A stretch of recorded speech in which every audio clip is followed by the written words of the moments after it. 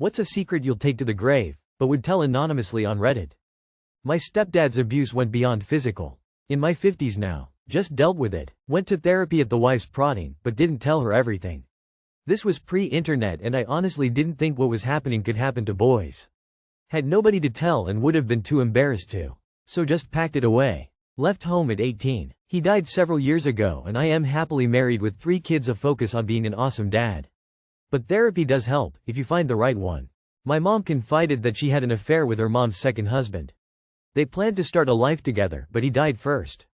Geez mom, you couldn't find anybody else? Just feels wrong to say out loud, but losing a close friendship has impacted me more deeply and for far longer than my dad's death. When I was 12-13 I used to make out with my cousin. She was 2 years older than me. I saw her a couple times a month usually and we were always really close. I think one time we were just messing around and she suggested practicing kissing for a boy she liked in school and we made out.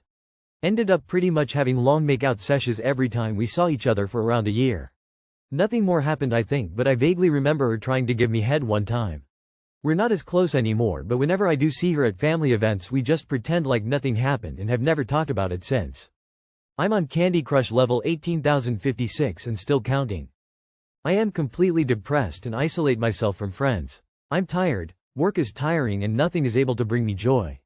I recently got tickets for a band that I've been wanting to see for 16 years and not even that brought me any joy.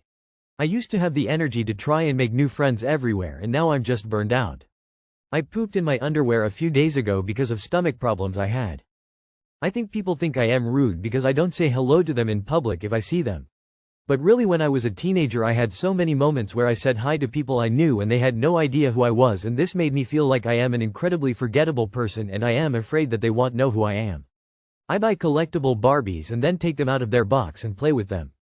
I never actually graduated culinary school. I was short a math class and they let me walk at graduation anyway. 20 years later and no one in my life has a clue except me.